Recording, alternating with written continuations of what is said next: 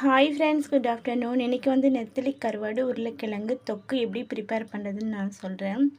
இதுக்கு வந்து பார்த்திங்கன்னா வேக வச்ச உருளைக்கிழங்கு ஒரு 2-3 உருளைக்கிழங்கு எடுத்திருந்தேன்.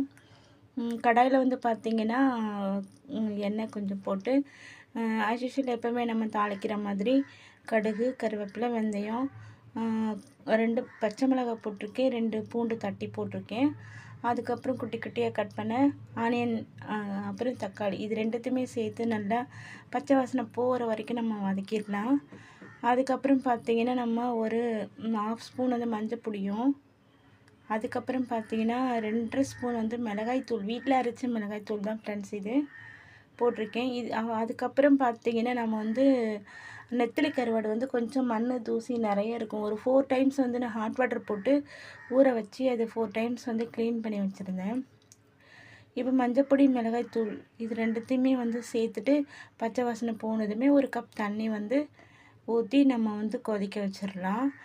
பாருங்கள், இந்த மாதிரி கொதித்ததுமே நம்ம நெத்திலி க்ளீன் பண்ணி வச்சுருக்கேன் நெத்திலி கருவாடும் இது ஒரு 5 நிமிஷம் அப்படியே வேகட்டும். அதுக்கப்புறம் உருளைக்கிழங்கு சேர்த்துக்கலாம். நெத்திலி கருவாடு போட்டதுமே அப்புறம் உருளைக்கிழங்கு வேக வச்சு கட் பண்ணி வச்சுருக்கேன். உருளைக்கிழங்கும் நம்ம சேர்த்துக்கலாம். செம்மையாக இருக்கும் இது. பழைய சாதம், தயிர் சாதம், ரசம் சாதம், சாம்பார் சாதம், வெறுமனே கூட நம்ம வந்து சுட சுட ஒயிட் ரைஸில் போட்டு நம்ம சாப்பிட்டா செம்மையாக இருக்கும் ஃப்ரெண்ட்ஸ். பாருங்கள் எப்படி இருக்குது, சூப்பராக இருக்கா? பார்க்கும்போதே சாப்பிட்ணும் போல் இருக்கா? சூப்பராக இருக்கும். அப்புறம் வந்து பார்த்திங்கன்னா அது சர்வ் பண்ணிடலாம். அவ்வளோதான், ரெடி ஆயிடுச்சு. சர்வ் பண்ணிக்கலாம். சூப்பராக இருக்கும். டேஸ்ட் அட்டகாசமாக இருக்கும். வாசனையாக சூப்பராக இருக்கும். இன்றைக்கி வந்து நம்ம வீட்டில் ஒயிட் ரைஸ், அதுக்கப்புறம் பார்த்திங்கன்னா வந்து நெத்திலி கருவாடு தொக்கு,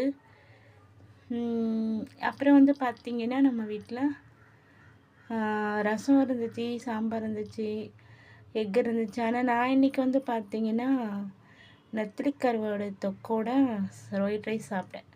முள்ளங்கி சாம்பார், சூப்பரான முள்ளங்கி சாம்பாரும் இருக்குது.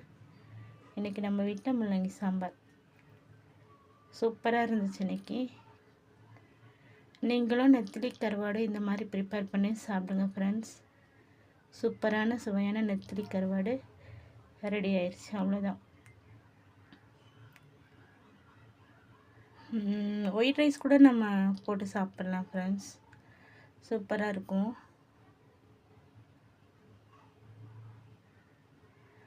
வாங்க ஃப்ரெண்ட்ஸ், சாப்பிட்லாம். தேங்க்யூ ஃபார் வாட்சிங்.